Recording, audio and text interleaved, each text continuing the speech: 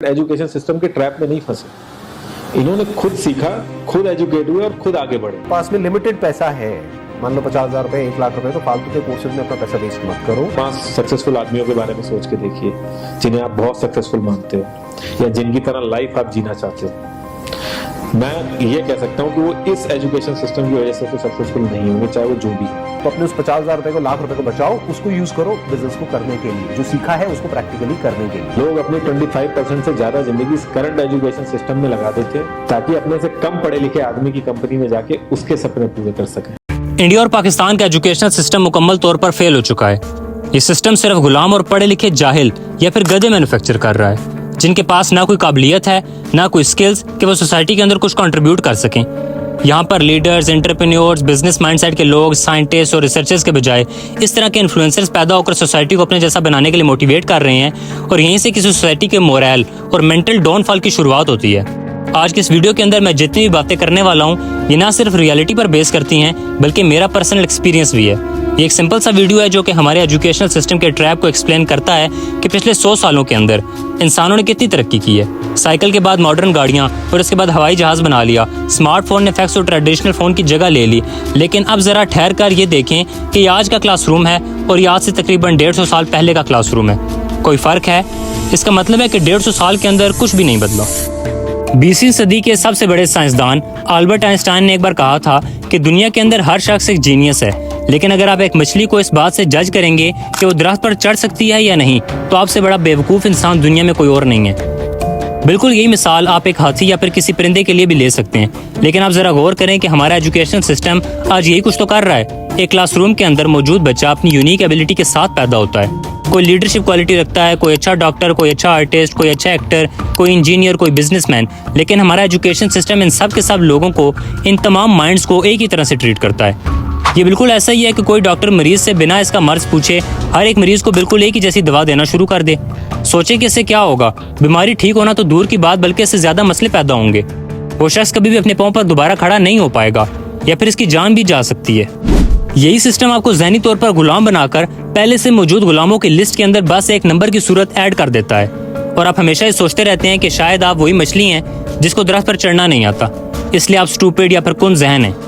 ये यकीन आपको इस एजुकेशन सिस्टम ने दिलवाया है, जिसने आपकी क्रिएटिविटी को और आपकी यूनिकनेस को मार दिया है। आपको रोबोट की तरह इंसान के बने हुए हर कानून या सिस्टम को फॉलो करना पड़ता है, और आपको गुलामों की तरह बस ये सिखाया जाता है कि आपने यस सर करना है। और इसी दौरान एक आर्टिस्ट, एक ज़हीन दिमाग अपनी काबिलियत और खुद पर यकीन को खोने लगता है और बाकियों की तरह इस रैट रेस के अंदर शामिल हो जाता है, जिसका मकसद सुबह से शाम तक गधों की तरह आपसे काम करवाना और एक मजदूर की तरह महीने के आखिर में आपको इनाम के तौर पर बस कुछ सैलरी देना होता है। Slavery is not gone anywhere, right? So the old school idea of slavery, let's talk about slavery. A government would get slaves, make them work for free and build things. That's slavery. So they've stopped doing that now. So what do now? They get people, make them build things for money. But the government print all the money. So if a government can create as much as they want of something from thin air, and you give up your life for this thing they can create from thin air as much as they want, you are still their slave. Scientist आज खुद ये बात मान रहे हैं कि दो इंसानों के दिमाग और उनकी क्रिएटिविटी का लेवल एक जैसा कभी भी नहीं हो सकता। एक ही चीज को देखने का और समझने का अंदाज दो लोगों का बिल्कुल मुख्तलिफ हो सकता है। अब इन दो मुख्तलिफ दिमागों को अच्छे नंबर और ग्रेड से जज नहीं किया जा सकता, क्योंकि हो सकता है कि किसी के दिमाग की मेमोरी या फिर चीजों को याद करने की पावर अच्छी ना हो, लेकिन वो बहुत अच्छा एथलीट या एक्टर बन सकता हो। What's your favorite subject at school? Subject? What does it mean? Well, mathematics or English or Yeah. So, yeah. history or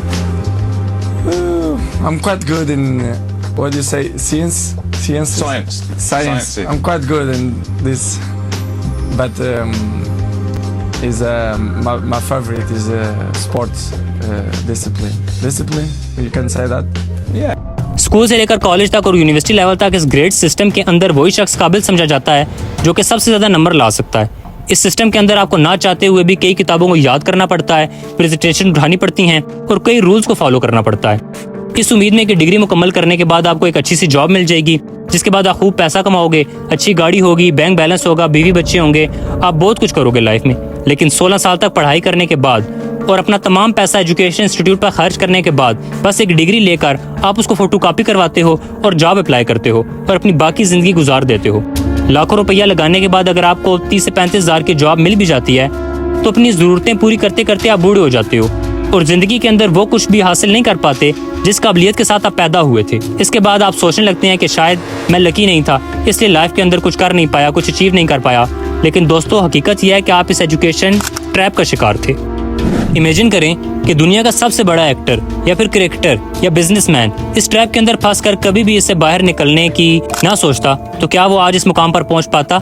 इन कामयाब लोगों ने इस इंग्लिश, फिजिक्स, केमिस्ट्री, मैथ का क्या करना था जो एजुकेशन सिस्टम के अंदर आज कंपलसरी हैं? क्या कभी आपने सोचा है कि बड़े बड़े इंस्टीट्यूट के अंदर आपको डिग्री खत्म होने से पहले ही बड़ी बड़ी कंपनियां जॉब ऑफर क्यों देती हैं?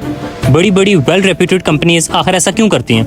दरअसल ये कंपनीज ऐसे काबिल लोगों को तलाश करती हैं जो कि फ्यूचर के अंदर कोई भी बड़ा बिजनेस एम्पायर बनाकर इनके मुकाबले के अंदर आ सकते हैं। एजुकेशन कंप्लीट होने के बाद अपनी क्रिएटिविटी दिखाने से पहले ये कंपनीज हैवी सैलरीज और मराहत देकर इन लोगों को अपने ट्रैप के अंदर फंसा लेती हैं कि वो शख्स इन तमाम सहूलतों का इतना आदी हो जाए कि फ्यूचर में कभी भी अपने बिजनेस के बारे में सोच ही ना सके।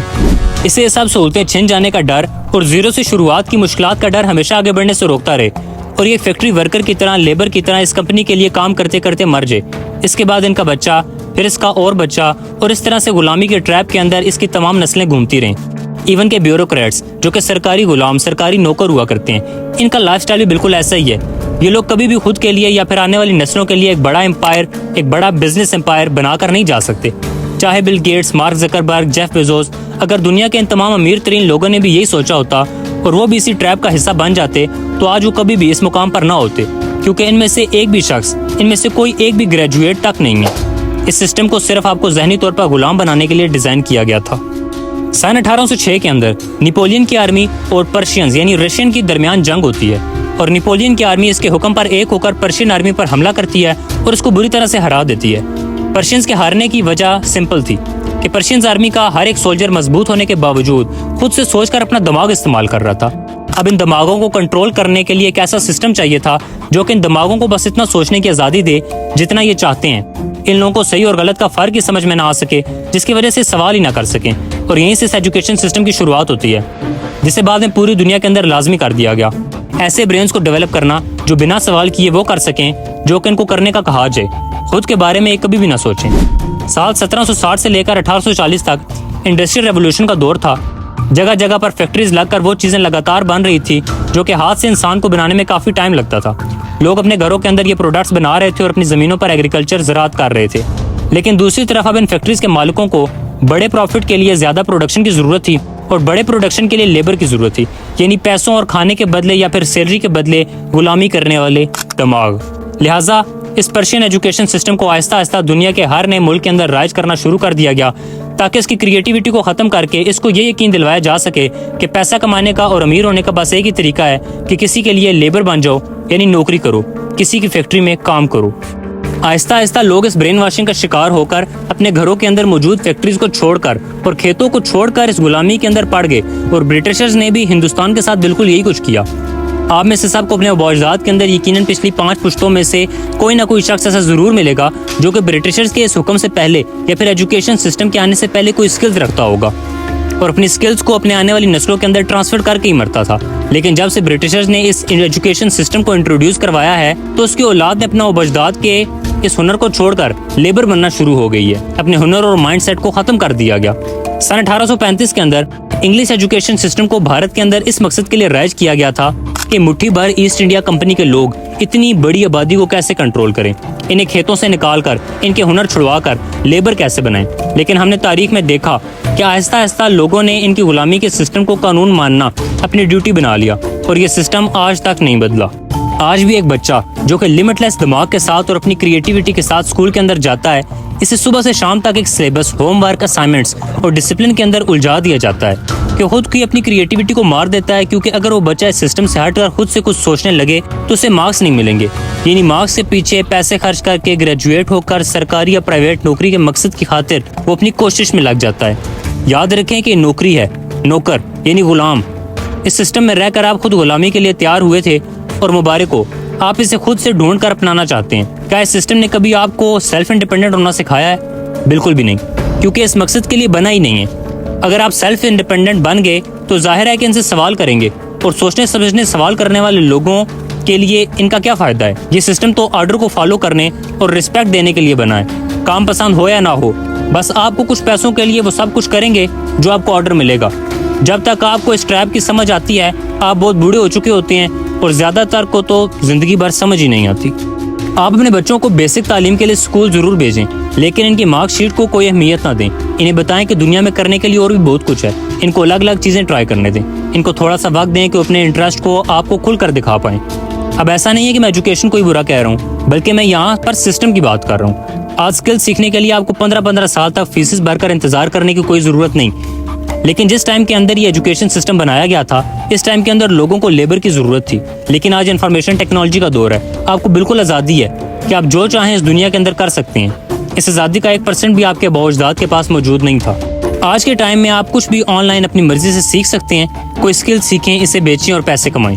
आप देखें कि आज के टाइम के अंदर भी फेसबुक पर, यूट्यूब पर फैमिलीज को दिखाने के अलावा वल्गैरिटी फैलाने वाले लोगों को छोड़कर कितने लोग हैं जिन्होंने अपनी क्रिएटिविटी को इस्तेमाल करके खुद को गुर्बत और इस साइकिल से निकाला। और उनमें से ज़्यादातर लोग ऐसे हैं जिन्होंने यूनिवर्सिटी तो दूर, कॉलेज तो दूर, बल्कि आज तक स्कूल की शक्ल तक नहीं देखी। लेकिन इन तमाम कामयाब लोगों के पास एक चीज़ कॉमन थी कि वो टैलेंटेड थे। इनके पास कोई ना कोई स्किल्स थी, उन्होंने कुछ ना कुछ सीख रखा था। और आज आपको भी वो सब करने की आज़ादी है जो कि आप करना चाहते हैं।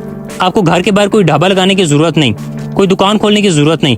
चीज़ें बेचने के लिए आप इंटरनेट पर सब कुछ बेच सकते हैं। वो काम करें जो आपको करना पसंद हो, जिसके अंदर आपकी महारत हो, जिसको करते हुए आप बोर ना हो। उस काम को पकड़ें, उसके अंदर मजीद महारत हासिल करें और आहिस्ता आहिस्ता अपने इस काम को उस लेवल पर ले जाएं जहाँ पर आज ये दुनिया के अमीर तरीन लोग मौजूद हैं। याद रखें कि इंसान सिर्फ अपनी सोच और जहन से ही अमीर या गरीब बनता है। लिहाजा आज ही अपनी सोच को बदलें और ख़ुद को इस ट्रैप से बचा लें। और जो लोग ऑलरेडी इस ट्रैप के अंदर फंस चुके हैं, इनको इससे बचाना और इसके मुतल्लिक़ आगाही देना आपकी ज़िम्मेदारी है। अल्लाह ताला से दुआ है कि वो हमें हक़ को समझने, इस पर अमल करने और अपने दीन की राह पर साबित कदम रहने की तौफीक अता फरमाए। आमीन। अगर आपको हमारी मालूमाती वीडियो पसंद आई हो तो इस वीडियो को लाइक और शेयर करें और कमेंट में अपनी राय का इज़हार ज़रूर कीजिएगा। और इस चैनल को सब्सक्राइब करें ताकि हमारी हर नई आने वाली वीडियो आप तक पहुँच सके। शुक्रिया।